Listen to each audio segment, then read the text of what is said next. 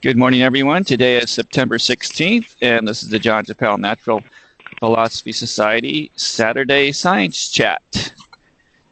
And this morning, they had an idea for our discussion today presented by John Fiora. And I believe he wants to talk to us about hollow earth theory. So why don't you go ahead and take it away, John? Good morning, Franklin. Thank you. Years ago, back in the 70s, I was working on a project.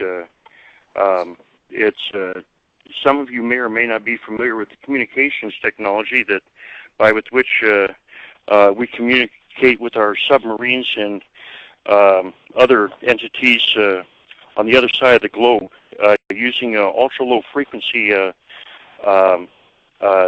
EM field to communicate, or ULF for short. In fact, the submarine communication systems are a large portion of the backbone of our communication systems is ULF, and the lower the frequency of the EM field, the greater its capacity to pass through solid medium. And the higher the frequency, the more likely it'll be reflected by a solid medium. And in doing that research, I was playing with some different ideas, and actually long after I was out of the sector that we were working on, the communications research for that. I'm not at liberty to say specifically what I was working on. It's the area that we're specifically working on is still not declassified yet. But after I left the black sector in the 80s, I continued to work on some of that research to explore some options and technology that I thought I might later take back to it. But attenuating the frequency of the ULF into the higher bands, I was finding out that much like radar or sonar, I was getting returns that to a receiver that were unexpected, and attenuating the band, and then later applying the Doppler formula, what is now considered they just candidly called Doppler. There were some sparse anomalies that I couldn't explain, and the returns were indicating that there was echoes occurring, and there was echoes that in a very, very narrow bandwidth. There was very subtle echoes occurring that shouldn't have occurred unless there was some type of boundary layer or some type of differentiation between the density of the media in with which the signal was translating through. Now, through the years, I've donated a lot of my time to not-for-profit schools and private schools, and teaching physics is one of the things that I've done for them. And I used to have a demonstration where we took a kiln, and we would warm up in front of the students a crucible with metal in it so that it began to melt, and then with the crucible protruding out of the kiln, I was attempting to reproduce what was what I believe to be present in the Earth's core, magma, molten metal with a topical layer averaging between 37 and 38 miles thick of molten rock or that was later solidified, and then atmosphere and oceans fluid of different densities. But we would, then I would, after we had the metal molten, I'd put the sand on there, and as the silica would melt, I would begin to increase the layer of sand until there was a sufficient layer there that they could actually put their hand on top of the sand, even though the silica below it was molten, and this gave them a graphic representation of what the Earth, the geological structure of the crust down to the core might be. And then what I would do is I had a round disc that was just about a 1/4 inch less than the diameter of the crucible that was on a handle, and it had a hole, a 3/4 inch hole drilled in the center. And what I would do is put circumferential pressure on the sand till the molten silica would be forced up, and it would break through the little bit of crust there. Sometimes I'd have to tap a pencil or a graphite rod through it to get it to burst. But that was how I explained volcanic activity and the pressure escaping, and that very rarely did the volcanic activity occur where it let molten lava or the rock be up, and in extremely rare situations was there ever any metals or the magma suspected to have come up. But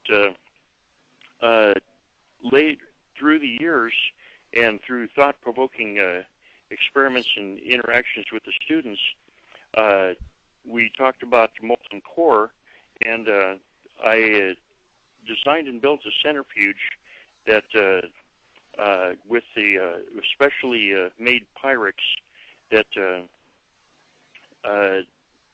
it looked very much like a 9-inch Pyrex pie dish, and except that it had a what would be considered an 11-inch rim bonded to the 9-inch, and then a 13-inch bonded to the 11-inch, and right above the 9-inch that was centered on this centrifuge that we built from scratch and machined everything from scratch. I would fill the that layer or that bottom portion of it with mercury, and then lay a crystal plate on there with a little temp strip that we used to use on fish aquariums, very much like the ones used on fish aquariums. These were laboratory test strips from Ben Waters and Rogers, but nonetheless, they would show us what the ambient temperature was, and as slowly we begin to accelerate the centrifuge, we had a rim facing inward on the second and third level of that glass tray to catch the excess mercury as it began to sling out. But centrifugally, as it began to swing out, and we increased the angular momentum or angular velocity of the rim of the tray, a bubble or a void began to develop in the middle, a vacuum. And as it did that, the test strip on the crystal plate sitting right in the middle that had anchors bonded to it at 3 sides to prevent it from losing center while it was rotating, but the temperature would clearly begin to drop. Later on, at the advent of optical pyrometers or optical interferometers, it was much easier to detect, but under an extreme circumstance, I was able to note temperatures that went from room temperature at about 68 degrees all the way down into the low 30s. And this provided a thought-provoking moment that if the core that we consider molten were to experience or suffer centrifugal forces in opposite to gravity, this would indicate that, the experiment would indicate that quite possibly in the Earth, with the surface moving at basically 1,000 miles an hour, when you're at a moment arm of 3,819 miles mean, that's a teeny-weeny bit of centrifugal force when you consider that only about 38 miles of that is solid crust. That the centrifugal force that would be pushing outward against what would be considered gravity would be quite significant. And good old Bernoulli, with a decrease in pressure, there's a decrease in temperature. If this metal were in fact molten and was slinging outward, it could suggest that it, like the experiment with the mercury, that a void could occur and a low pressure area. And if that did in fact occur, the possibility that it could, the temperature could depreciate in the center to the point where it could possibly suggest that a crust could develop, or it could, the metal could, or the magma could congeal, cool and congeal to the point where it would solidify. And if so, that would indicate that there would be, there could be a void in the center. Now, as the temperature gradient would slowly begin to propagate through what might be the hardened crust, this might have gone through many, many cycles, and might still be going through cycles if this were true, where it propagates in portions, softens all the way to the core, and then centrifugal force draws that portion out. And while it is possible, it's not completely likely that if there was a void with a hardened crust in it that had congealed, that it would all consistently, homogeneously soften and then be pulled away, and centrifugal force pull that one portion away further until the temperature reduction occurred and subsequent hardening. If this occurred in one or more specific places as very isolated incidents, this could constitute an event where a flue might rise toward the crust. It suggests the possibility. Now, there's been a lot of speculation and a lot of fiction that over the years, including Jules Verne, and that if, but it brings a thought-provoking moment to bear that a lot of the science fiction that we used to see on the TV which, especially in the 60s, there were Gene Roddenberry employed a lot of retired physicists and scientists as consultants for his series, and there was which suggests that there's a principle called the ambient pool of knowledge, where the basic understanding of certain principles is homogeneously level enough across a gradient of intellectual individuals, whether they're on the same side of the planet or the opposite side of the planet, that at the same time they can make the same observation or the same significant intellectual breakthrough, complete without seeding of the other individuals working on the same or coming up to the same discovery, which means that if there was some level of understanding that some of these individuals that wrote fiction about in early days that they had achieved in physics for whatever reason, it's possible that what they're suggesting may not be completely fiction. However minuscule that portion might be, whether it might be 1 to the minus 10th, or however many decimal places you might consider that possibility to be, but it does suggest that there's a possibility. But taking this further, my father, finishing his graduate work at Caltech in the 50s developed what Dr. Feynman and a few other professors considered the first genuine gravimeter. And there was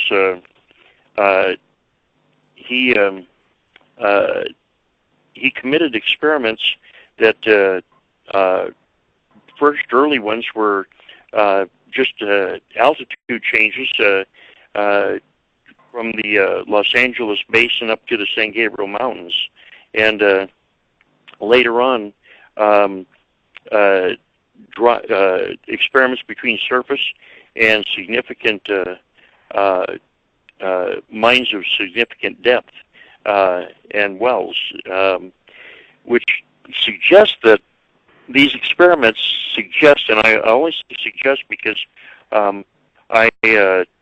quantitative controlled experiments were never completed to prove them out. But I share this for a thought-provoking moment in the event that it's enough that someone else would help consider these experiments.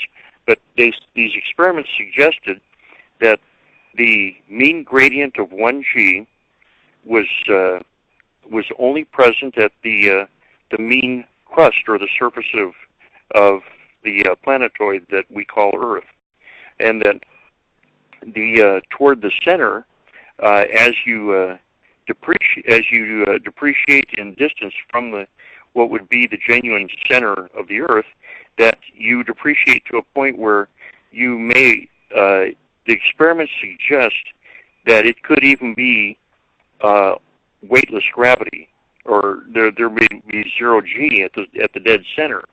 Now, if that research had been carried out and completed, and it was able to confirm that the gravity was 0 at the center, then that would contribute to the possibility that this centrifugal force that might, shall we say, sling the metal toward the equatorial region of this planetoid, or in any planetoid that might have a molten core, that would indicate that there is a greater possibility that a void could occur, and a subsequent depreciation in the pressure and temperature, which could indicate even a possible hardening.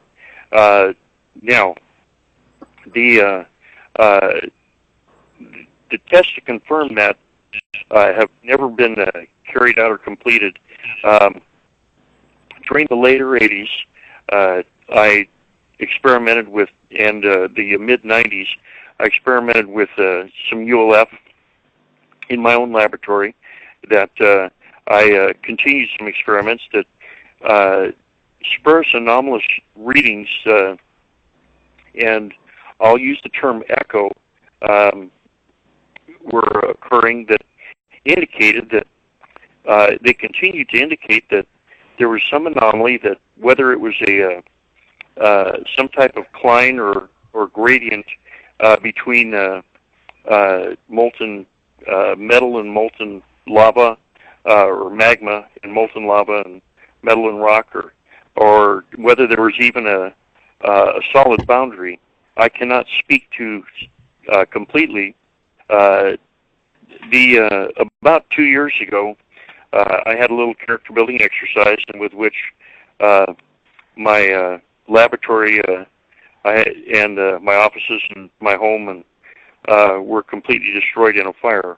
And if anybody wants to see what it looked like, just Google the words Hooks Airport Fire and just click on images, and you'll see how interesting it really got. We had a lot of lithium and substrates, and a lot of titanium substrates there, and we had a lot of lithium substrates stored in fire-safe titanium cases. But the moment lithium reaches its flash point, it started the titanium, and the fire marshal identified that their unique pyrometers were topped out at about 3,400, and that the temperatures that they were reading in the fire were in excess of that, indicating that the titanium had much of the titanium plate had probably caught fire and was burning. And those of you who are familiar with titanium know that the only way to put it out is to suffocate it, usually with sand, and then after the sand develops a molten cover on it, then or a molten meniscus, then you slowly put water on it so that cools it, and that's the way. That's the only way you can cool it, because you can't put water on a titanium fire. But all of the equipment and apparatus that I had designed and built, and some of the antenna equipment and everything that we had machined from scratch, and a lot of the were all lost in the fire, as with our lab notebooks, etc. And we had always hoped to carry this research to a point where we could begin to verify some of this, but at this time I can only propound and share what I am as a thought-provoking moment for your consideration, for because I do not have any laboratory data anymore to support what I'm sharing. Thank you.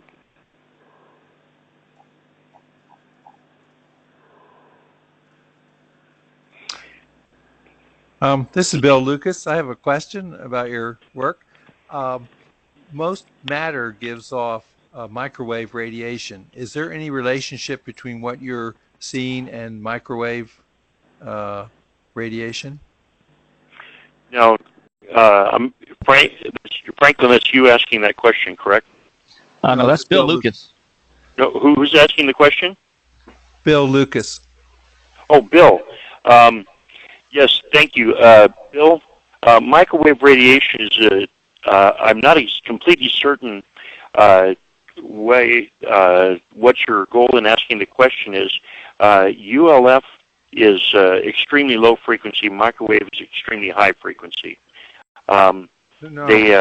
Microwave is extremely low frequency. Well, compared to ULF, the microwave. Oh, right. You're right. Microwave is long wavelength and higher frequent. Well, yeah, microwave is extremely higher than the ULF that we were working with. Now, it doesn't even get into the array normal communications bandwidth, respectfully, but it's we never got up into that bandwidth, Bill. I can't speak to that. My humble apologies. I don't have any data on that. Well, I know that geologists explore the structure of the Earth using the microwaves that are emitted from the matter below the surface of the Earth. And the question is, what produces the microwave radiation? Because we also have it everywhere in the universe. And in the work that I have done, the theory of gravity that I have worked on is the gravity is decaying, and that decay produces the microwave radiation. And when you go to the interior of the Earth, as deeper you get, the microwave radiation becomes a little different, more intense in the center and least at the surface of the Earth, and because it can be reabsorbed by the matter. I think I see. Go ahead. I think I see the point of your question, and Bill, in any time you have a conductor that's in motion, and you have an electron flow, and moisture is a conductor also, and when we have air in motion, we develop a static charge in the as high as the troposphere, that makes its discharge through lightning. Well, what happens is in any geological structure of a planetoid that has that I believe has a molten core, there's always going to be a current generated and a subsequent magnetic field. And I believe that this may account for why some of the Voyager data did not detect a polar EM field around many of the large asteroids and moons and planetoids that it passed by, and that this may suggest that the EM field that's generated by this rotating core on a molten conductor, that there would be an EM field that's generated in many bandwidths, and with respect to that, that obviously no one could preclude the microwave bandwidth.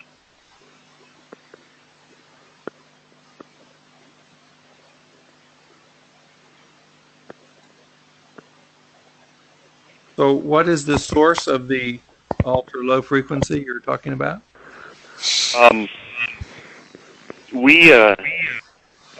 It was artificially generated by a transmitter on the surface. We developed an EM transmitter, a ULF transmitter, specifically for that experiment.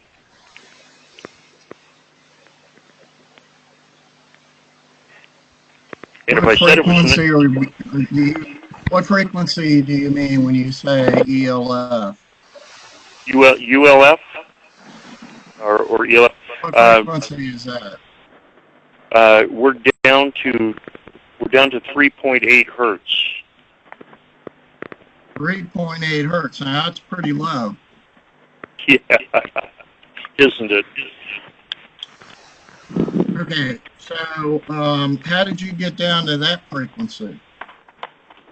I mean, why 3.8 hertz? I mean, my understanding is that submarines used something quite higher than that.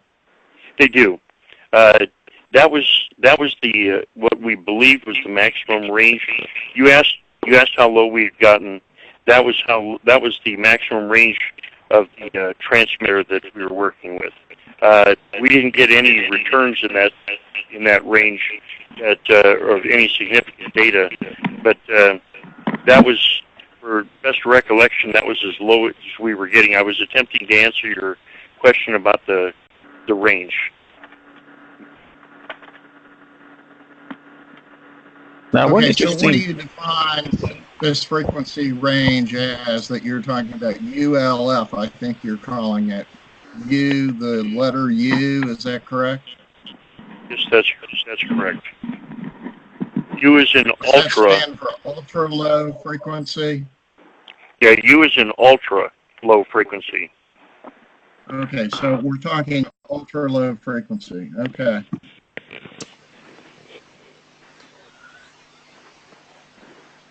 Now, how is that different from, because I was looking at some of the other websites, and most of the data is collected based on like seismic activity.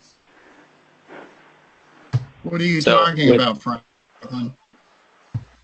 What he's talking about is that. Oh, go ahead. Would you like me to respond to that? Yeah, go ahead. The seismometers that are now connected via the net or the web, as it were, that are deployed worldwide now, constitute a net that circumnavigates the globe almost completely. And during a seismic event, whether it's magmatic or tectonic, or artificial, meaning we popped a firecracker, speaking. What happens is that there's data that's returned to all these different seismographs, and some of them indicate that there's reflections or echoes that are occurring, and this is very much in keeping with the type of data that I was suggesting occurs in the ULF, except that a lot of that seismic data, the computers are still learning the difference between local and distant seismic data that's transmitted through viscous medium, meaning that it's not transmitted through a tectonic plate, and that the density of that medium is still how the seismic events translate through that is still being sorted out.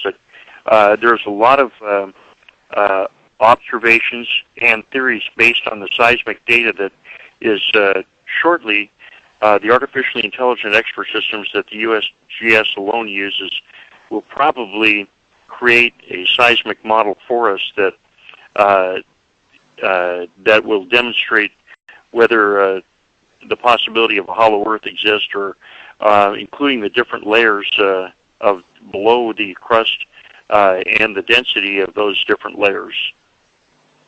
Okay, so here's my question on that. This is Harry Rickard. According to the seismic data, there is a solid core at the center of the Earth because the seismic waves do not pass through it, and that creates what they...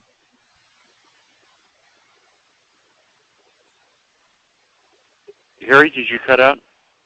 Yeah, it sounds like Harry cut out. But I'm showing a picture here. I'm sharing a picture up on the wiki page here. I'm waiting for the answer to my question. Did you get my question? Harry, you cut out. Go ahead. Okay, I'm going to say it again. The seismic data says that there's a core at the center of the Earth because the seismic waves do not pass through it, and it creates a shadow zone. So basically, we know nothing about it. It just reflects seismic waves. Isn't that correct? Yes, that is correct. So we don't have really a clue what is there at the center other than that seismic waves don't pass through it. I believe you're exactly correct, Harry. So it could be anything could be there. That's correct. At this juncture, it was explained to me that very few researchers have explored ULF as a means of evaluating the different strati and the different layers that generate, or that the cross section of our core. I was merely attempting to possibly promote a little more research in this area, and it's a personal. I'm personally fascinated and fond of it, and eventually, when I get my laboratory back rebuilt, etc., I intend to continue to pursue it. But yes, there's the seismic data already says so, and for my specific intention, I've not referred to any of the wiki or the some of the websites that talk about hollow Earth in a belligerent attempt to focus exclusively on ULF research. Okay, I'm going to sort of, I got some other comments I want to make here, but I'm a little bit vague on one aspect of what you're saying. What you're talking about is radio waves that penetrate the Earth, as opposed to seismic waves, which are created by earthquakes and that sort of thing, correct? That's correct. Okay, and so what you're saying, as I kind of understand what you're saying, is that there's been very little work done in the use of extremely low radio waves, extremely low frequency radio waves versus seismic waves as far as exploring the interior of the Earth. That's kind of what I get from what you're saying. Yes, that's my observation, yes. Okay, so I hadn't actually thought about the extreme ultra low frequency exploration. That's kind of an interesting idea. Well, it's certainly more scientifically oriented because, I was looking, doing some research on Hollow Earth, and, there's all kinds of weird theories about, like, there's a whole civilization down there. So, but John, you don't seem to be, trying to promote anything like that. I mean, you're going at it at more of a scientific, and it doesn't sound like you have, you're not saying that anybody lives there or anything like that, right? Well, I won't. As a scientist, I cannot preclude that possibility because I don't have quantitative, definitive information against or to support that.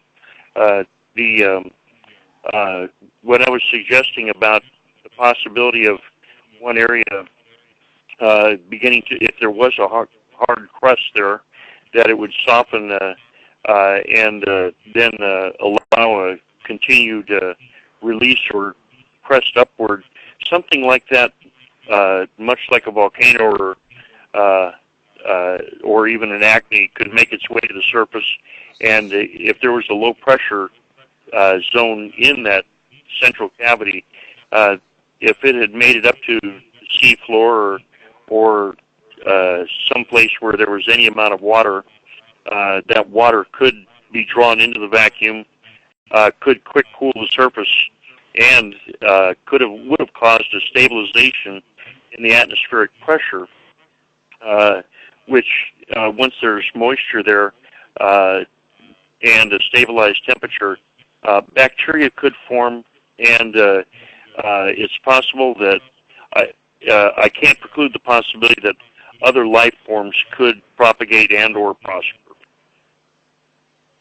Now, one thing I found surprising is that you said when you're spinning your plate of mercury, there's actually a temperature difference, like what the temperature dropped in the center. Is that what you're trying to say? Yes, that's correct. Because I intuitively I wouldn't think that would happen. I'm very surprised at that result. I mean, I would think if you took a plate of mercury when you spin it, the temperature should remain the same everywhere. Why would it drop? Well, there's as the angular velocity caused a centrifugal force that drew the metal toward the outside, a void in the center began to occur. And as we increased the angular velocity of the centrifuge, the void became larger and the temperature began to decrease. Was that in the void or in the mercury? In the void, not the mercury, in the void. Because that would just be exposed to the air, right? So you're just measuring the temperature of the air? Well, the early experiments were done with these adhesive test strips that, much like the old aquarium thermometers that they used to have in the 60s and 70s, that we used to put them on our fish aquariums, and you could tell what the temperature was, or you could. They in the mid 70s. Remember, they used to have those thermometers you could put on your forehead. You could hold it up to your hand, and it would give you your surface temperature of your body. Well, these Ben Waters and Rogers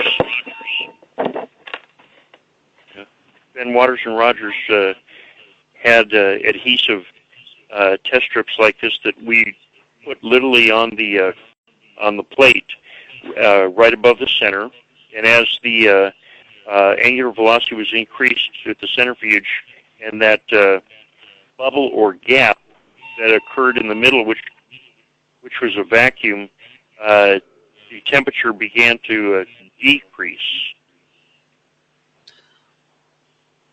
So this was a completely sealed system that you would take this disc, it was sealed, and you would spin it to the point where a void would appear, like a vacuum void would appear in the middle?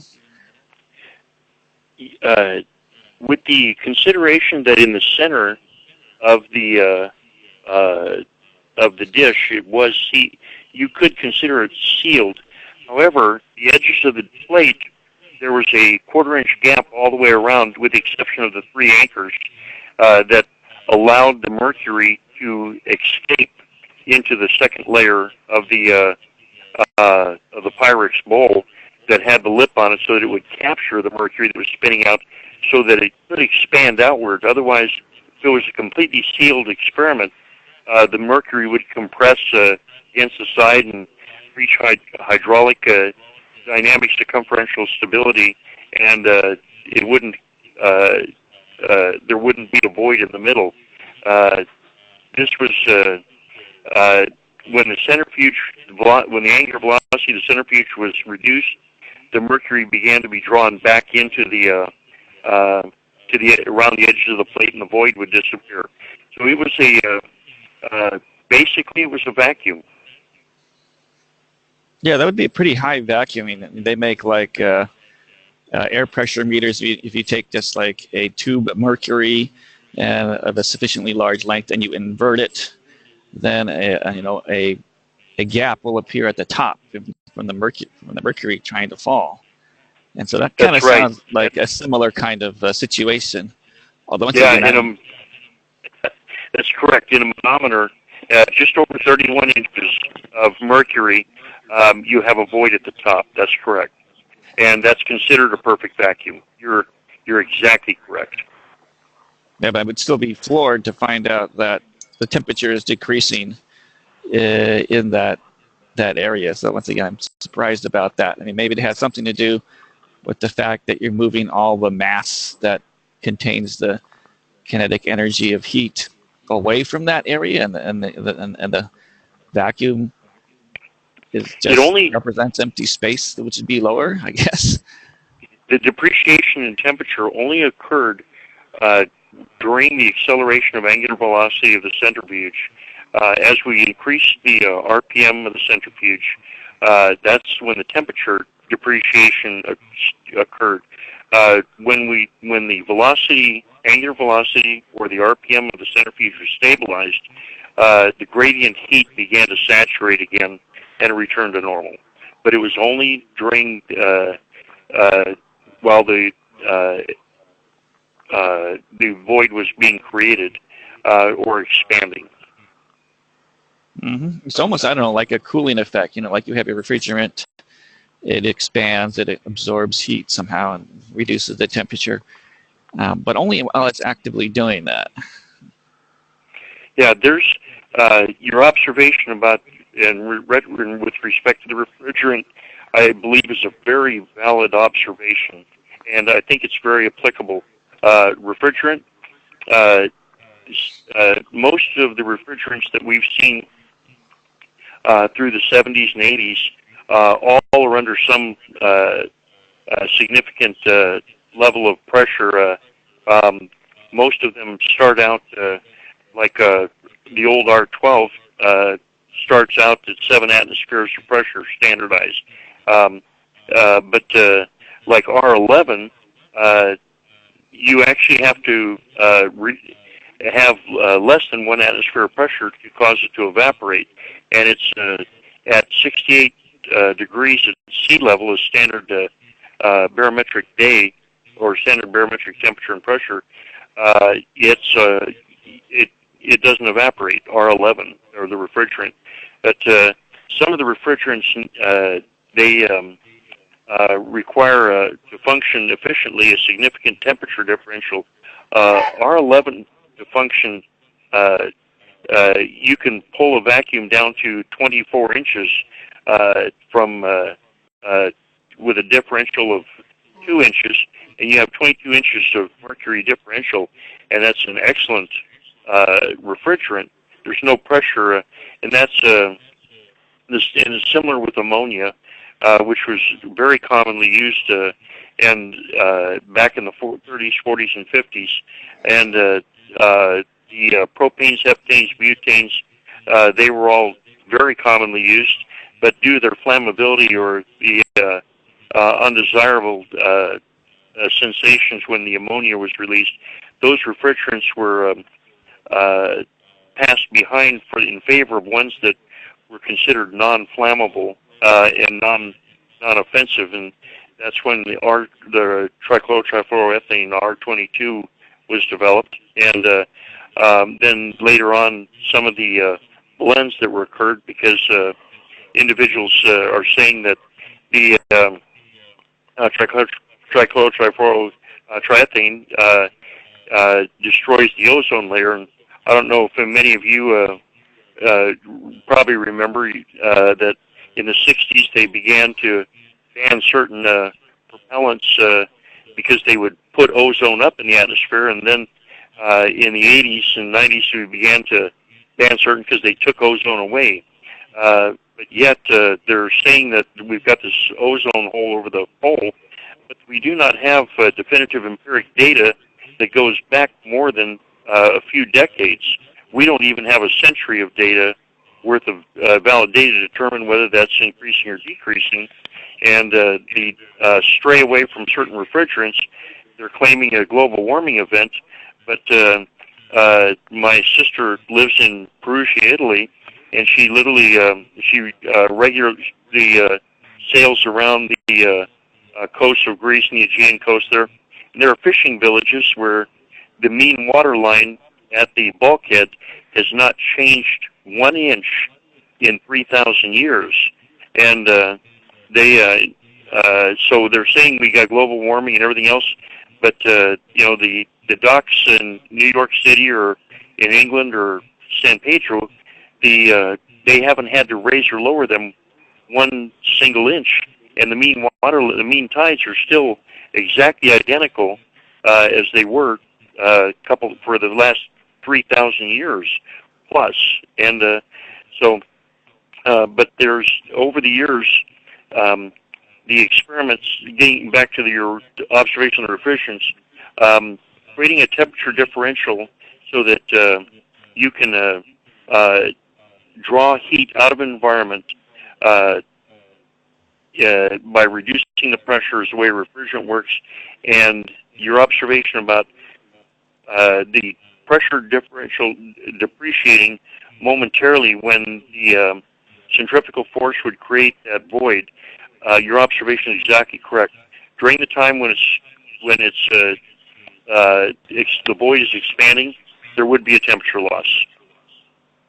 So what would your picture of the Earth be like if everything you proposing is true? I mean, would it be just like you said, you had your crucible, you'd have the hot magma, and then you spin it around, and then that actually would create a vacuum inner core? Would it be like that?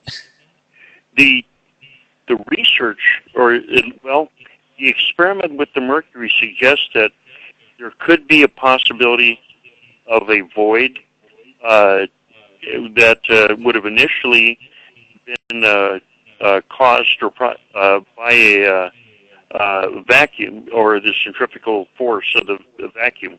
Now, if the decrease in temperature did occur and there was some solidifying or hardening, it's unlikely, however possible it is, it's unlikely that when that vacuum or that expansion ceased and the temperature, the heat began to repropagate through the media or the medium that had hardened, that it would circumferentially, homogeneously, simultaneously warm and liquefy all the medium at exactly the same time. The chances of a perfect dynamic stability of a fixed distance from the perfect center of the Earth are the chances are minus 1 to the 10th to 244. It's not very possible. So we would have had an irregular interior that portions of that, as that hot boundary layer began to propagate and melted, would slowly begin to, centrifugal force would just sling that portion, to be sarcastic about it, would sling just that portion out farther, and it would slowly make a riser. But now that little riser itself would be now pushing up into a hot molten boundary layer or material or layer there, and it would begin to soften. If we think about it, it would probably begin to soften much sooner than any other portion of it. And then it would begin to, centrifugal force would cause it to be slung farther out.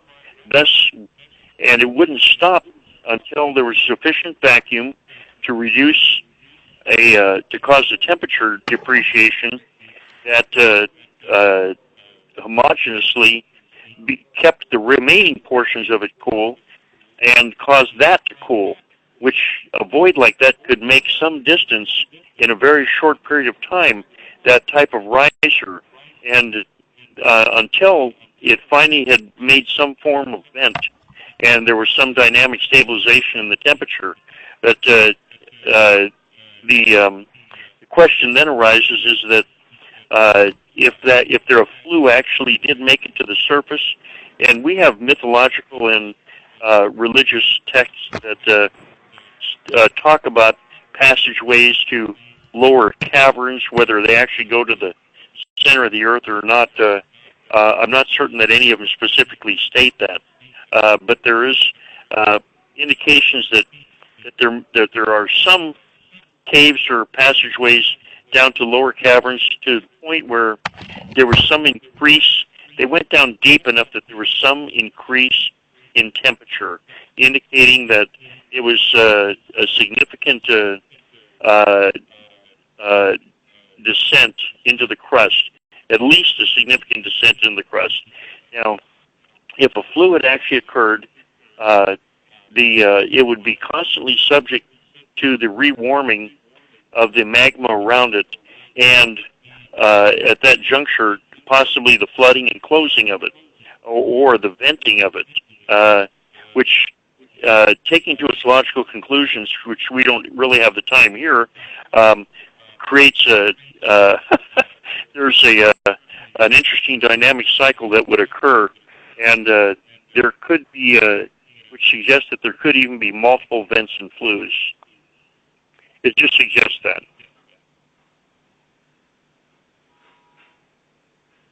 All right. So I was wondering, did anybody have any other comments? I mean, this would be anyone from the mainstream would like to debunk this or something.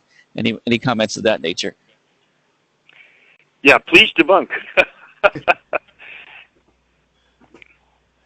We're in the strict pursuit of knowledge here. Please debunk. As I think about this, I would see one of the problems is that the centrifugal force would only happen along one axis because the Earth spins. So, only from pole to pole, there wouldn't be any centrifugal force that you would be dealing with. That's a very, very excellent observation. And we've all seen, we all know what the dynamic definition of a raindrop looks like. It's pointed at one side and rounded at the other, and most of us have, back in the 60s, 50s and 60s, they were extremely popular, the Christmas ornaments that looked like a raindrop, but it was symmetrical about the center line, both vertically and horizontally, that it looked like it had a point on the bottom and the top. And it was wide around the center, the midriff, but very pointed at either end. If there were a void, it would very much look like one of those Christmas ornaments. The void in the mercury at the bottom of the center was very pointed, looked just like a vortice draining in a sink almost. When the water drains out when you release the plug. But yes, it would be very pronounced only at the equatorial region. Yeah, because I would think that's a very large asymmetry, and I'm just I would think that the seismic data would probably show that out. Now, I'm not exactly sure what the seismic data looks like, and it may be that no matter where the earthquake comes from, that the reflection looks the same. That would suggest that whatever boundary it's hitting is spherical. But if it wasn't spherical, if it was more like these two cones on top of each other, then I would think you would get a very different picture, that depending on where their earthquake originated from, the resulting waves would look, very different. It would actually be very difficult to figure out what kind of shape would produce that. But you could probably tell the difference between spherical and non-spherical. Yes, I believe you're correct, and I don't believe this would be a homogeneously spherical void. It would be more like a whirlpool or a vortice pointing straight up and straight down along the axis, as you pointed out earlier. But it seems that your interest is to just try and get some interest to continue the ULF exploration of the Earth. Then, yes, and while we are working on a few other technologies right now, and I hope just maybe be able to fund the research myself. But if there was some interest out there, it would be my honor and privilege to work with whoever else might have similar interest. So I did do some brief Googling on the Hooks Airport fire. So did that happen in 2015? Yes. Ouch. Okay, did you click on images?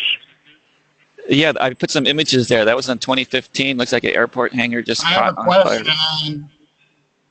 Yes, Harry, go ahead. What kind of an antenna do you use for these VLF experiments? How do you get it to generate a wave going through the Earth rather than through the atmosphere? There's I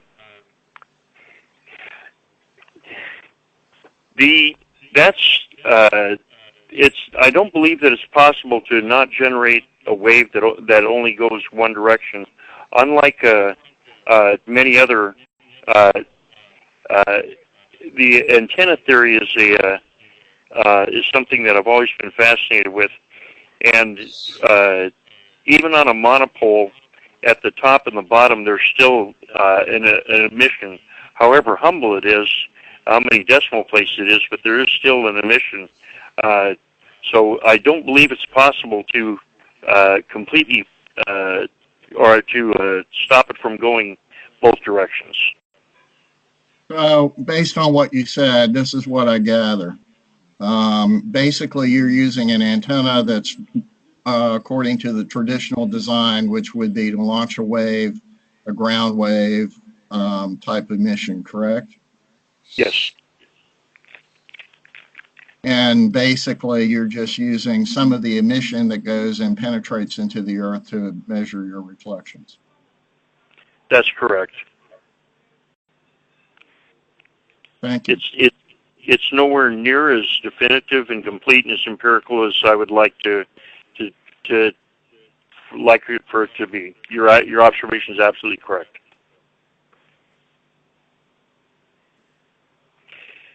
Your comment about hooks, that was our laboratory and our home and our shop.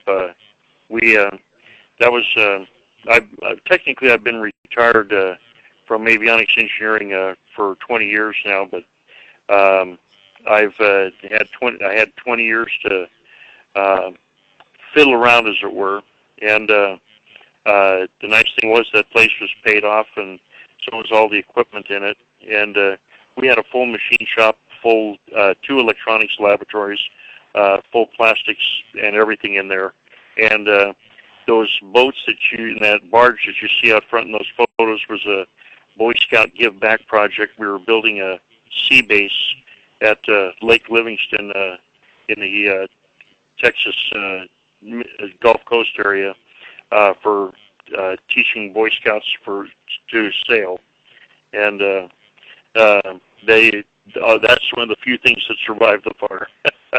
Uh-huh. Yeah, I was reading the news article saying they didn't know what was causing the fire or how it started, but they didn't know there was like a mad scientist in there. Is that right? Well, nothing will admit to in public, right? Of course, I may have been accused of that for years, but nothing will admit to in public. Actually, they do know the cause of the fire. It was a battery off a cordless drill that was on a charger. A pilot that I was that we've been vaguely acquainted, that at least knew who I was, had my phone number. Observed smoke coming from the northwest corner of the hangar, and he was taxiing for takeoff with passengers. He stopped his aircraft, jumped out, and called me. He said it was a battery on a. He could see the battery, lithium battery, on the cordless charger burning, and it had already started the structure above it on fire through the crack in the hangar doors.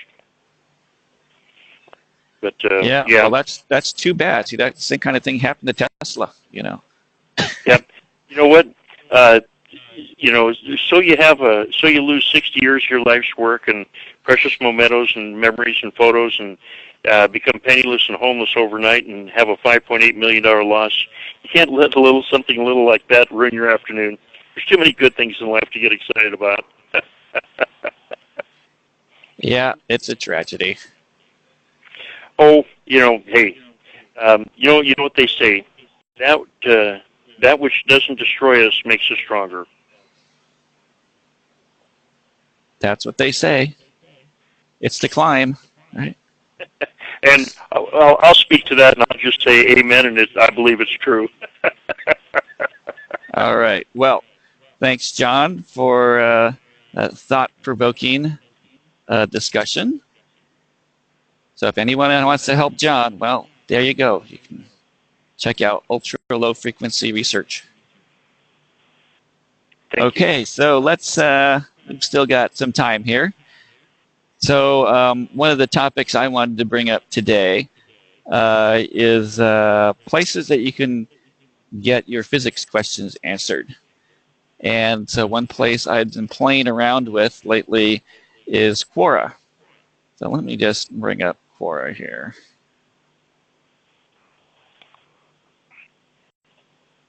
So people are always asking, and especially an awful lot of quantum physics type questions.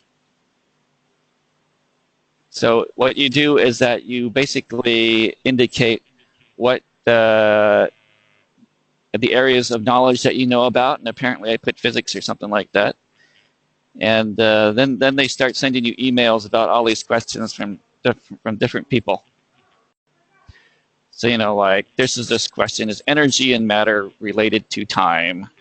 So that's a quantum physics question. And there's all kinds of weird questions here. What is the differences and similarities between absorption and emission of energy? And so you can either, see what other people's answers are to these questions. And it looks like there's no answers on this one yet.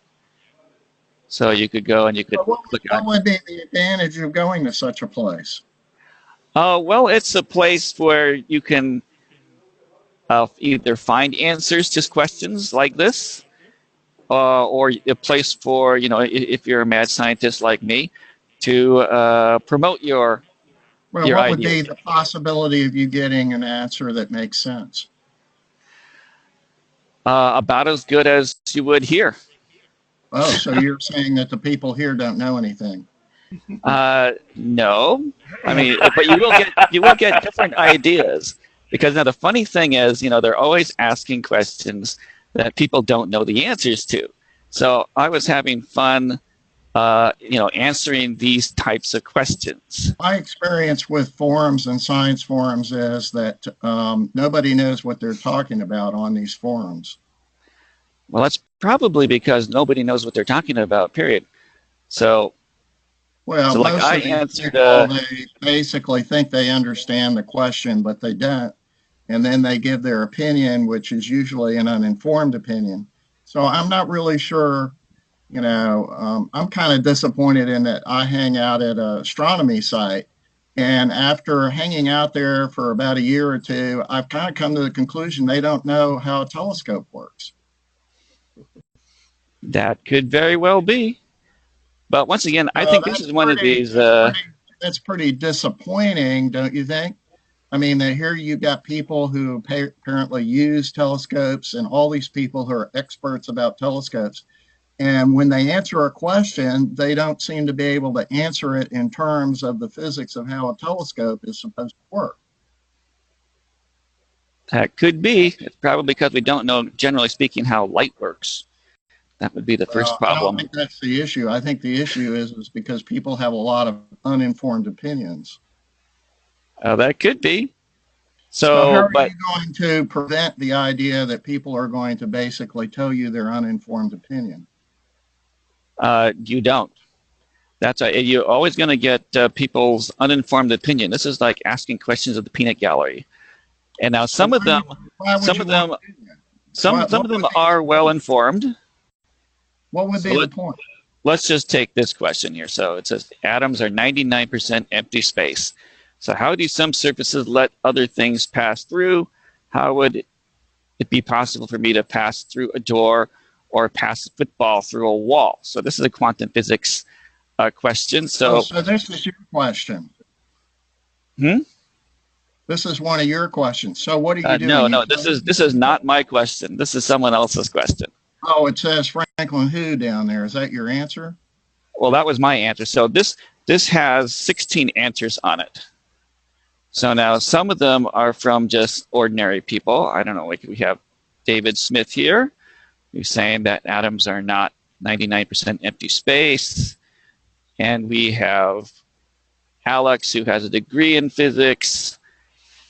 We have someone here, Franciscus Mandela, PhD in physics, University of Groningen. So we do have some people who are more towards the mainstream.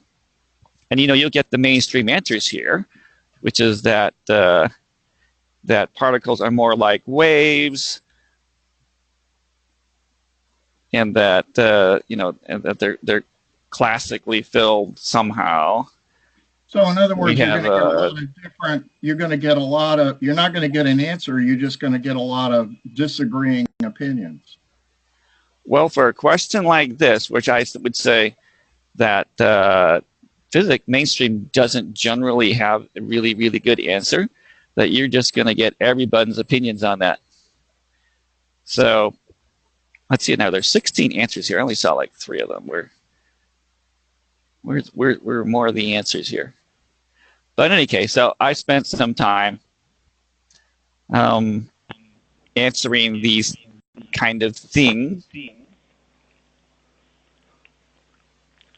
And so I would put this question to the group as well, which is, if space is 99% empty space, then, why doesn't everything just pass through everything? And, when I throw a football at the wall, why does it not just fall through?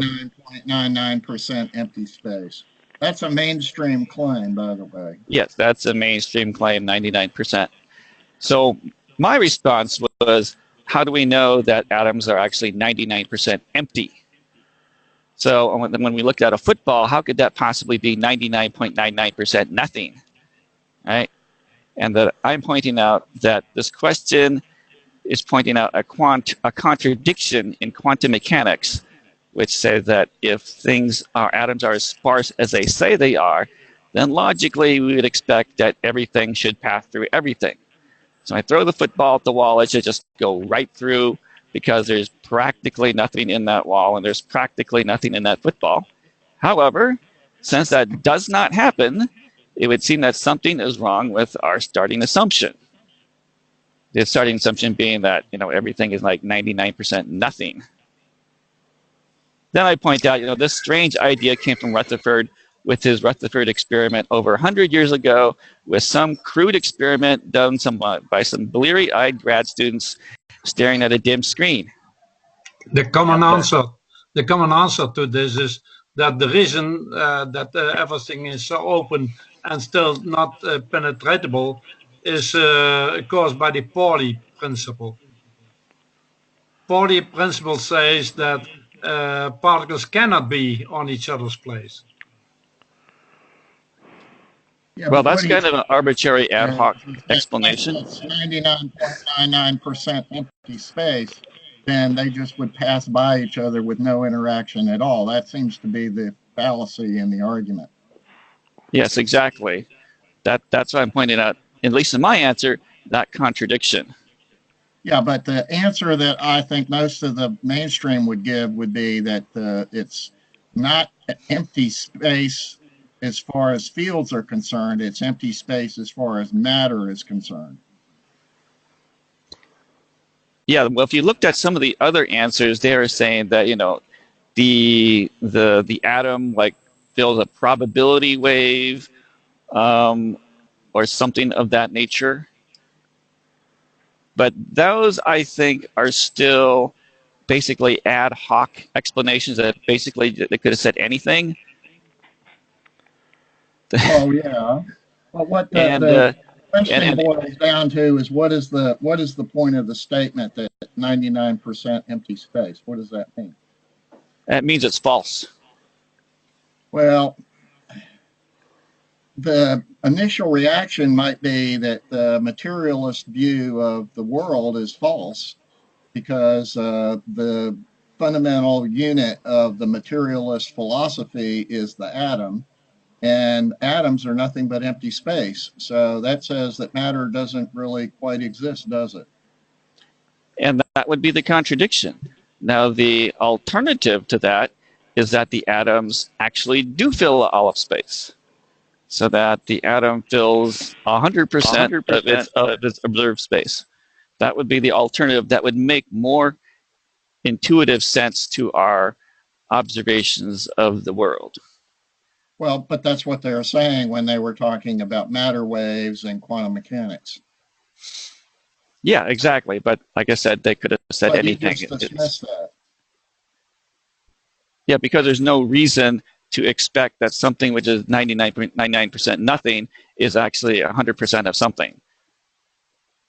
Yeah, well, I agree that this sort of involves a contradiction in the materialist philosophy of science. And so obviously, people who believe in the materialist philosophy of science are going to have to come up with some kind of ad hoc explanation. Yeah, so, and here's another question that I answered here. Now, you apparently are a materialist, and so your explanation is what? That atoms are space filling. That is my explanation. Which doesn't really tell me anything, but anyway, go on. Well, I mean, if you've ever seen my atomic model, which is Lego bricks. I know your atomic model, but your answer doesn't tell me anything. Space filling doesn't tell me anything. That just goes back to Descartes, who said that the fundamental isn't a material, it's extension. So you're just saying that extension is fundamental and it's not a material object.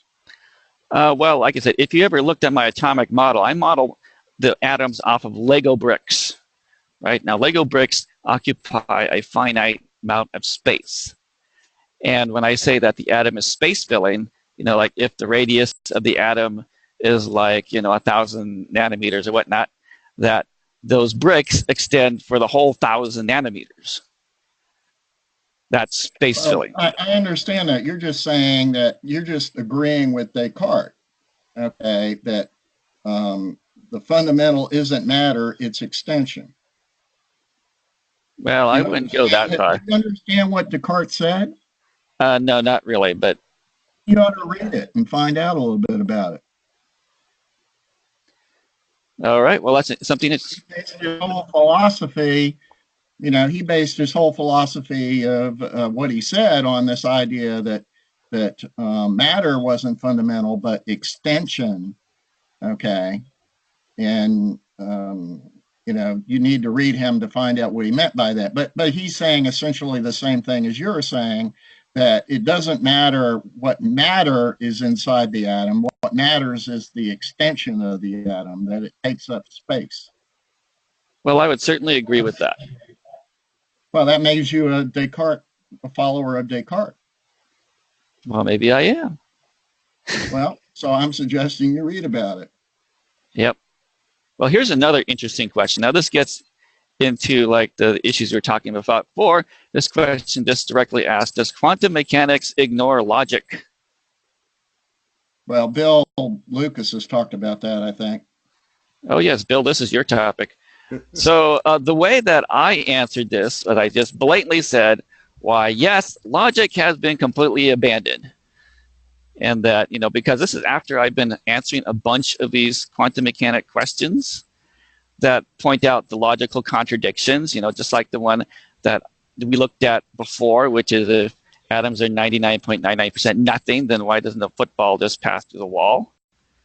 And that I'm pointing out that that is a logical contradiction because we do not observe that footballs do not pass through walls, and that the only way we can maintain the assertion that atoms are 99% nothing is to completely ignore logic,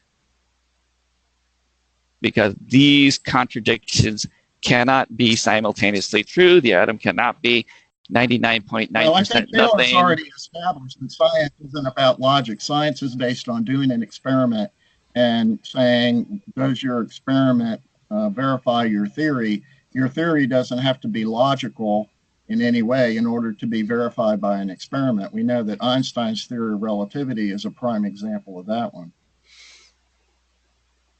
Franklin, this is John. I had a brief observation on that. The little stick and ball demonstrations that we used to use when we were teaching years ago, and in physics stuff, and that the professors used to use to demonstrate an atom. Remember those? Well, what happens if those sticks just represent the bonds, and the balls represent the electrons, etc., and that the only thing that keeps one from passing to the other, if you have two of those, isn't if those stick and balls are fairly accurate representations, the only thing that would keep the two from passing through each other is the way they're bonded, isn't it? Well, there would be the bonds, but there would also be the balls that, the balls bash into each other. They can't pass through each other either. Right. Okay. That's true. And at the same time, if we're talking about 99, if somebody was to say, that let's just be conservative and say 80%, that most molecular structures that would be very sparse in their electrons, protons, and neutrons, most electronic structures still wouldn't pass through each other because of bonds and the way they're bonded, and it just raises a question: is the fact that certain things become impassable or opaque, as it were, is it the way they're bonded? And if the bonds were handled in a different way, could the objects pass between each other or through each other? Well, that would be logically implying that the bonds themselves is somewhat solid, just like in the ball and stick model. That the sticks are just as solid as the balls. Now, I suppose that would be one way of solving the 99% nothing problem if the stick were as solid as the ball. Although I personally don't feel that what we consider bonds, which we think are probably due to electrostatic forces, would probably still qualify as non-blocking. At least that's how I would see it. So I wouldn't, while you might consider that the bonds contribute to the blocking, I would probably be more inclined to saying it's still the atoms. I mean, you got to consider, what is the actual size of the atoms in this question? I mean, does it fill, 0.001%, as mainstream says, or maybe it's 80%, or maybe it's 100%, such that there is no space between atoms in a molecule? My model is probably closer to the there's almost no space between the atoms of a molecule, and that what you're basically bumping into is the bulk of the atom. That would be my kind of picture of it. But it's an interesting concept. You bring up the balls and sticks, and whether the sticks themselves could prevent matter from passing through each other. But it's just kind of interesting. So, definition of what is matter. Your whole idea of what matter is at fault. What matter is made out of, anything made out of electrons and positrons. That's what matter is. Which you're assuming are basically elementary particles which have extension. Exactly. Hard little balls. You're assuming that your particles have extension, and that's a fundamental property of your particles. It is. So they're not really matter, they're extension. You could say so. I'm not going to disagree with that. That's certainly one of their most important properties, that they have extension. Well, that's basically... It may be their only real property. Well, but that's not what mainstream physics is saying. Oh, no. Mainstream physics actually doesn't really say anything about what electrons and positrons really are. But people will try and ask that question here in the forum. And people will try and give answers. And by the plurality of answers, you can tell that nobody knows what they're talking about, because no one can agree. Well, I mean, that seems kind of obvious, considering that physics doesn't have any answers, really. Yeah. Well, there's some questions like that. Although, my conclusion for does quantum mechanics ignore logic is that it's not that quantum physics is weird or counterintuitive. It may be that, in fact, it's because it's genuinely wrong. So, if I told you that 3 plus 4 equals 43, quantum physics could say that, well, that's weird, right? But, it's true. We have experiments that show that's true.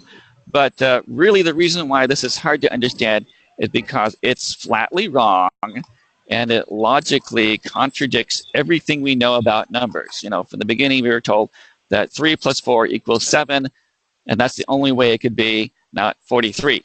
But, quantum physics is telling us things like, it's 43. And that it basically feels like it's the same kind of thing, that it's hard to understand because logically it doesn't make any sense. So, but that was a fun little question there. I'm waiting for Bill Lucas to say something. Yeah, Bill, what do you think about that? Does quantum mechanics ignore logic in like the kind of the way I'm saying it's ignoring logic? Yeah, it also ignores data. For instance, my son, who won the grand prize at the International Science Fair for high school students with a new theory of the atom, showed that using the NASA data, that the regular quantum model, what we call the Dirac model or the Bohr model or the Schrodinger model of the atom, they only predict half of the emission and absorption spectral lines of hydrogen and helium, the simplest atoms. And but do they falsify the theory because it misses half of them? No. They just ignore them. They don't do that in relativity either. And, it looks like Hans has got a question here. Hans, did you have something? Well, I wanted to state that quantum mechanics indeed says quantum mechanics doesn't obey classical logic. Classical mechanics obeys classical logic.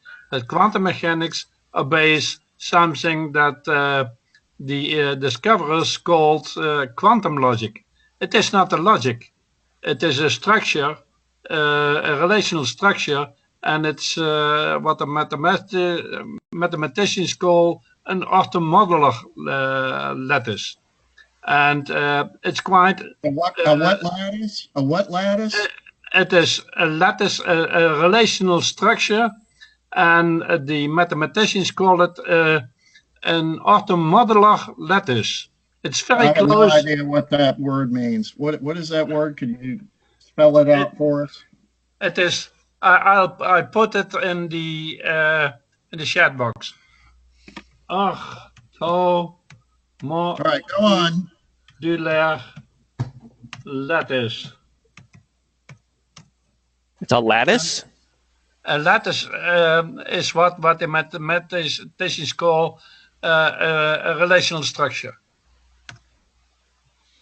I have now put modular. Okay, thank you. And if you Google for orthomodular lattice, then you find what John van Neumann and Gerrit Birkhoff discovered about 80 years ago. And that is the structure of, in fact, the set of subspaces of a Hilbert space.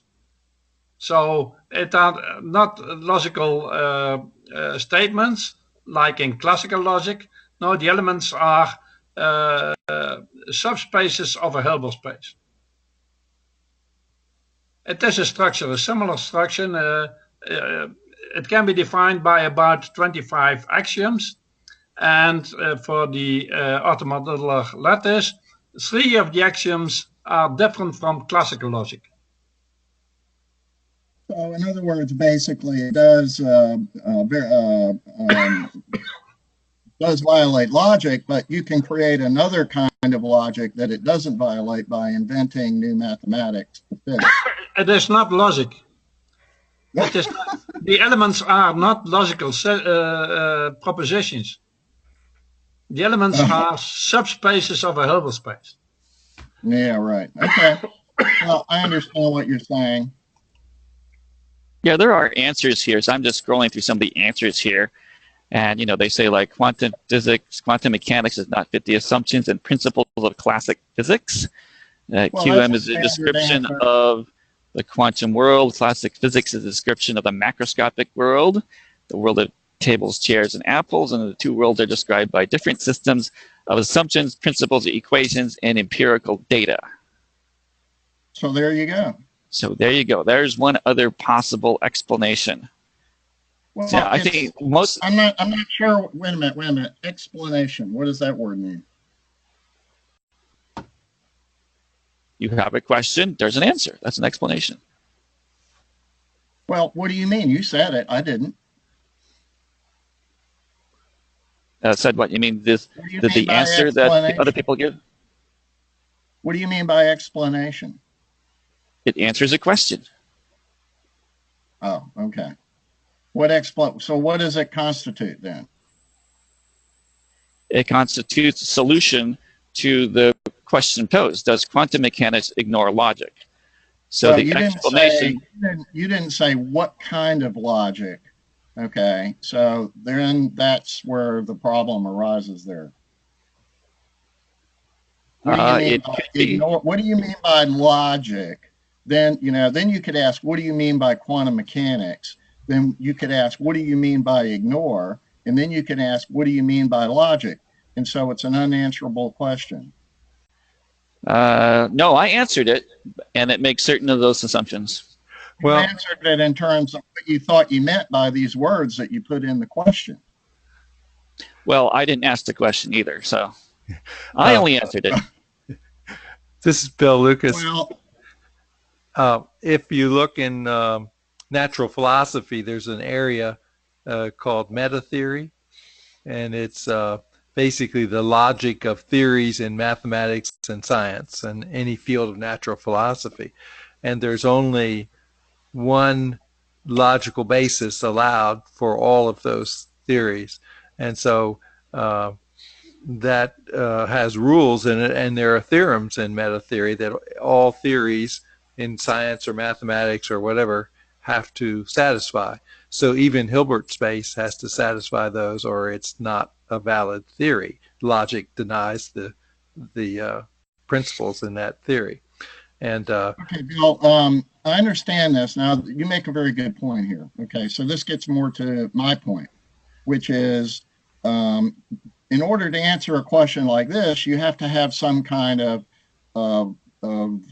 structure in which the question is answered. You have to have agreement on what is meant by logic. What kind of logical rules are we going to apply? Okay, and so you're saying that there's a logic of meta theory, right? Saying that the meta theory. No, I don't think you can sit there and define any of this stuff. Yeah. Well, what I want to know is my next question to Bill is. Yes, I understand what you're saying, but does the mainstream science community actually operate under a philosophy of science where they use one well-established method of logic. No, in fact, they took the role of logic out of the scientific method because it invalidated all the principal theories of modern science. Right, because that allows them to basically make up a model that fits the data. Without being logical, yeah. And then because they don't use logic, they don't falsify a theory because it doesn't explain all the data. Well, that's special relativity. Once you throw out logic, you can do whatever you want, man. It's great. That's right. And then whatever is the politically correct view, you can promote financially, and anybody who doesn't want to accept that just suffers financially. I mean, logic is more like having a set of rules to follow, and you try and make sure that all of the observations that you make are consistent with each other. So, one of these other questions I'm asked is, what is the velocity of an electron around an atom, right? Okay, so let's see, let me get to that question, which is, that's presuming, of course, that there is a velocity to be measured. Let's see, where's that question here? How fast does an electron travel around the nucleus? Now, the logical contradiction here is that we know that any electron in any kind of circular motion is going to be emitting electromagnetic waves. So this is one principle of physics which we have experimentally established. But yet the theory says that we have an electron around the atom that is doing exactly that. So therefore, logic tells us that structure must be constantly radiating electromagnetic waves. Yet the experiments do not measure that. They measure nothing comes out of an atom in the ground state. So this is a logical contradiction that the two pieces of information that we have, which is the measured EM waves around the atom being zero, and the observation that any electron in motion around anything is going to have to emit those waves. So logically, those two cannot be true at the same time. So that's a rule of logic. And therefore, something must be wrong there. Most likely, the idea that the electron is in motion around the nucleus. Yeah, the model of the atom is wrong. Well, that could be as well. But whatever model you come up with needs to logically match with the observed observations, all of the observed observations. They have to be consistent with the observation that atoms do not emit radiation. They have to be consistent with the observation that any electron in a orbit has to emit electromagnetic waves. So whatever you come with has to be consistent with those two observations. To do anything else would be to defy or ignore logic. That's because the people are thinking of an electron as some kind of ball that's traveling around a nucleus, and that's not the case. Well, it would also have to be consistent with the observations that we make in our, say, bubble chambers, where we observe electrons, that they appear to be hard little trackable balls. No, you can see that something is moving there, but it's not a ball. Well, it's something that's a point, right? It's something that's oriented around a point. It's not a point, and it's not a ball. Well, it's certainly something I could say spherical. Yeah, it's spherical. And it occupies finite amount of space, I would say. Think of an electron that it is a swarm. And not a ball. Well, it would still be a ball. It would be a swarm. Would still be a ball. A swarm of bees would be still a ball. No.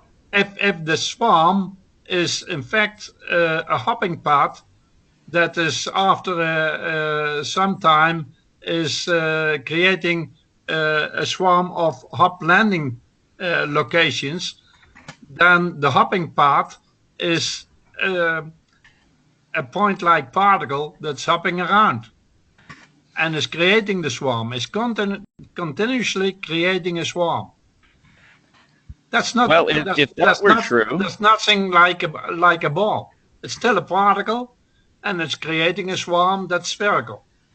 well, if there was a spherical swarm, then one would expect logically that if we smash these two swarms together, that we would be able to see the smaller particles. No, there are that would be a logical expectation. That there will be two particles that are hopping around in a hopping path, but it's not so much about the two particles. These particles are regenerated by a mechanism, and these mechanisms are using a part of the space in order to create that swarm. And these two mechanisms, they are claiming space. Well, to remain logical, you would have to accept the experimental evidence that we have not determined that electrons have any substructure at all. When they collide electrons together, no smaller particles have ever been observed. Because they are not observable. Well, that would be very convenient for your theory, wouldn't it? Yeah, it is. I've written, the late time, I've written several papers about this thing. I call these things that construct electrons, I call them clamps, CLAMPS. And they are, in fact, shock fronts, spherical shock fronts that are generated when the electron is landing its hop in the field. Then they create a small shock front, and the shock front integrates into the Green's function of the field, and thus it deforms the field a little bit. Can I ask you this question? So let's get back to the issue of the empty space issue. Do you say that the electron, I would prefer to go back to the atom question, but let's just stick with the electron. Does the electron consist of fields, or does it consist of matter, or what is your view on that? It is a point-like object that's hopping around and is disturbing the field. And as a point-like particle, when it does that, it creates a spherical shock front, a very small spherical shock front. And the hopping path is containing billions of these hop landing things that together form the swarm. The swarm is created by the hopping path. Okay, but from my view, what you seem to be saying is that the mass in the field through this creation of the swarm and the probability laws of quantum mechanics, that this creates the concept that the object has volume when it really doesn't have any volume at all. Is that correct? Or the volume is only dynamic. Due to the fact that the point-like particle is hopping around, it takes a part of space. In fact, the mechanism that does this, that controls this, is claiming a part of the space. Okay, so what we have is an object that takes up volume, so it has extension and it has mass. But as far as being able to say what it contains mostly empty space because the mass in it is moving around. Does that make sense? It's very heavily, eagerly, it makes a lot of stochastic movements, and this stochastic hopping is creating the swarm, and the swarm has an extension. So the point-like particle is staying a point-like particle, and it takes time to create. It takes time to create the swarm. Okay, so a characteristic or an important property of the swarm is that it has extension. Yes. Okay. And it has a hop landing location distribution, and that location distribution is something close to the wave function. The wave, the squared modulus of the wave function equals the location density distribution of the swarm. So does any of this help answer the question, how fast does an electron travel around the nucleus? Well, in your opinion, how fast is that? It's not a correctly posed question. That's the point. Yeah, it's not a question that can be answered because it's not being asked correctly. Yeah. No, I don't think you can ask a question wrong, but you can certainly ask something which cannot be answered, which is like, what is the flavor of cheese that the moon is made out of? You know, you can ask that question, but you know, what's the answer to that? Well, the moon is not made out of cheese, so you know.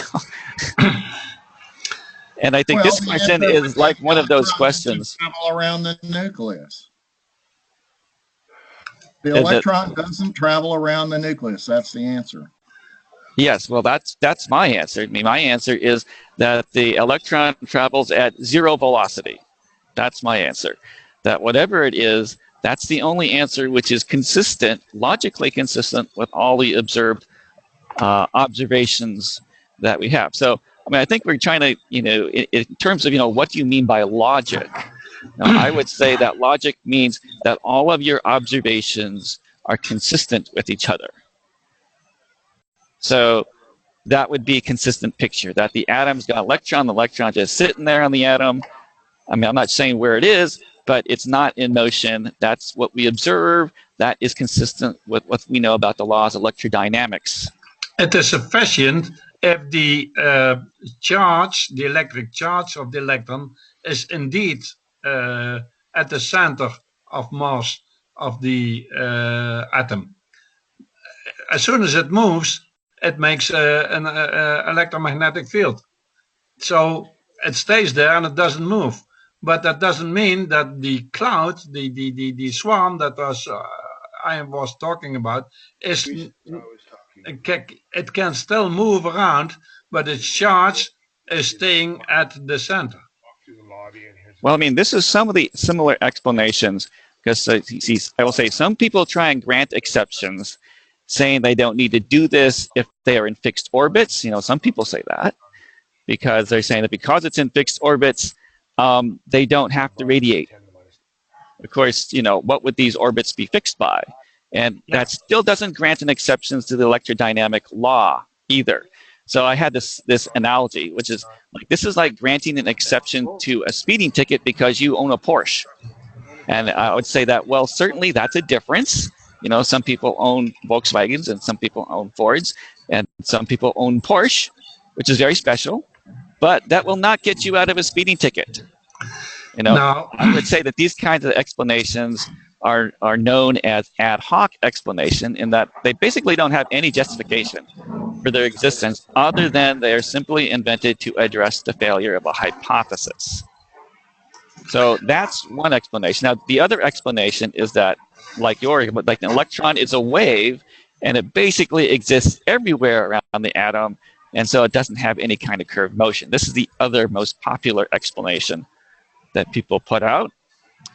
And that, you know, the problem with observing an electron as a cloud was, like I said, is that our experiments show them to be very specific point-like objects. They can bounce off of each other, and that if it was some kind of, say, a wave, that waves pass through each other and they would never have any inelastic collisions, which is another contradiction. And or you can say that they are probabilistic, and then we're getting into like the mathematical description of an electron, which completely divorces it from almost anything physical. And that so all of these explanations somehow supposed to grant an exception to the laws of electrodynamics, all of which I say is extremely false. And that all these things do great violence to our common sense, which can't see how electrons can maintain either a stately orbit or be waves or be probabilities. See, that's what we're forced into if we continue to try and maintain the quantum mechanical picture of an electron. So that's why I say the only reasonable solution is that it's not in motion. You know, maybe they float around the nucleus or something, but they most certainly cannot be in motion, I would think. So that isn't exactly my particular model. My model is that, you know, the electrons and protons are intermixed with each other in like a Lego brick structure. But the emission of photons can be explained by oscillations of the electron in some wave that's described by the wave equation. So there must be oscillating something somewhere in order to be able to emit and absorb photons. Now, here's the most interesting thing about quorum that got me excited. So down here, it says the number of people who have viewed my answer. That's 8,500 people have viewed my answer. That's a lot of people. And 37 of them actually gave me an upvote, which thinks they kind of agree with that. So I think that's pretty cool. You know, for someone who's trying to promote their theories, you know, they get 8,000 eyeballs on your ideas is great. Of course, no one's like emailed me or called me or, you know, nominated me for the Nobel Prize or anything like that. You know, no one still cares. But it's great that, you know, 8,000 people have come and read my answer about how fast an electron travels around the nucleus. And I don't know why people read this and my other questions only got like 195 views. But for someone trying to promote their ideas, that's great. Franklin, this is John. I have a little bit of a background in electron microscopy, and you know, the velocity of electrons. If you look at it through I've been enjoying the conversation. That's why I haven't interrupted.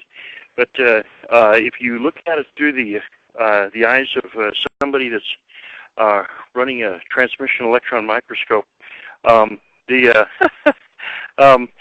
a very different perspective that an individual might have, and I'll just leave a thought-provoking moment with that.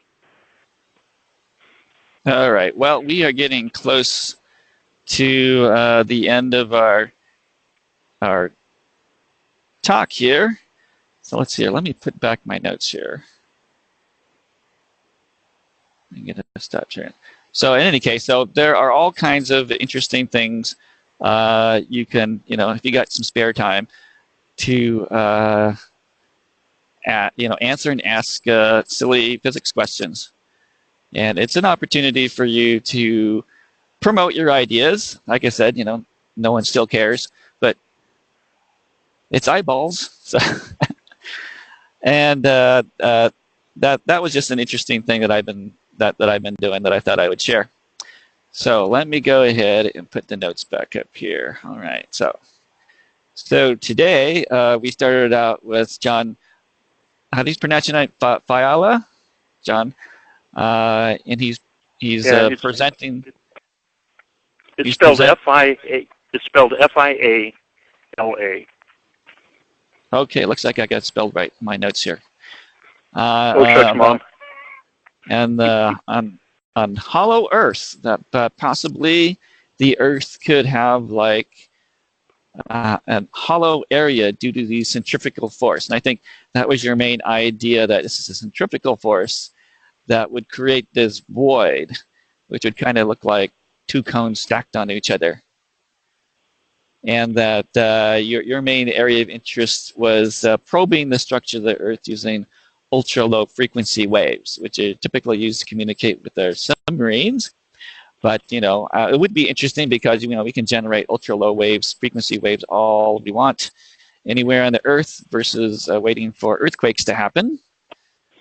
So that might be a more repeatable way of probing the Earth.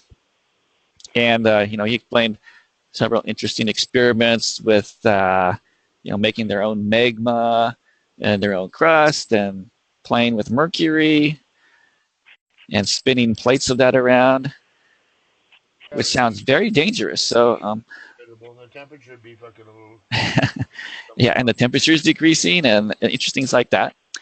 And that the gravity, it was mentioned that the gravity will decrease from the surface, although I think all theories of gravity would say that when you get to the center of the Earth, of course the gravity would be zero because it would be pulling from every which direction, I would guess. So that may not be that significant, but perhaps there may be something to this centrifugal effect of the Earth, and maybe it's not what we think it is. As I think Harry pointed out, that all we really know is that we have these earthquakes. They show up on the Earth in different places, and because of that, we're pretty sure that the Earth is not consistent all the way through, that there are these boundary areas in there, and who knows exactly what these boundary areas are. And there's lots of theories you can look at in like Wikipedia. They'll give you the standard mainstream theory that they think that the core is actually this molten iron thing and not a large vacuum, as John might be suggesting. But it's an area of further research. Then we started to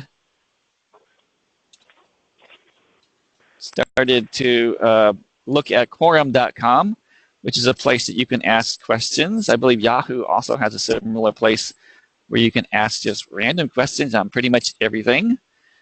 And you can get back random answers from just about everybody. So, Harry was saying that, all these terms have to be carefully defined, and you have to know what you mean by logic and what you mean by this and that. But I think that takes all the fun out of it because, well, that's the challenge with language is I see it as kind of producing a consistent network of words that can be all true at the same time without contradictions. So, and that's what I feel that, so well, what's the question and what's an explanation?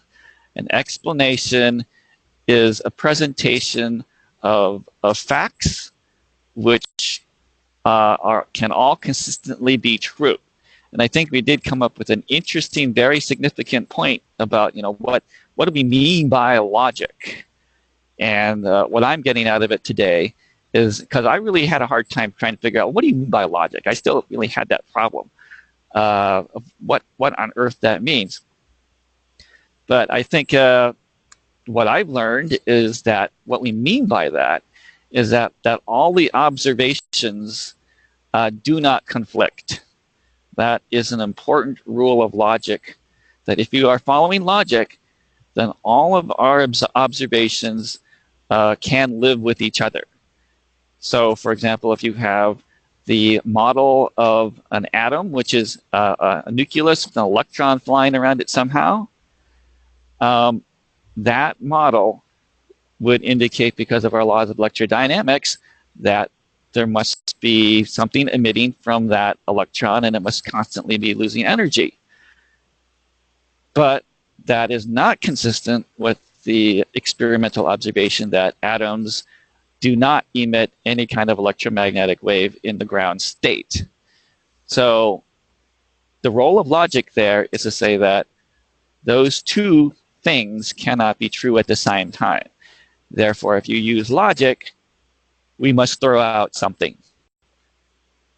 And so that something would either have to be the laws of electrodynamics or the idea that the electron is orbiting around the nucleus. And personally, I find the idea of throwing out the idea the electron is orbiting around the nucleus much more palatable.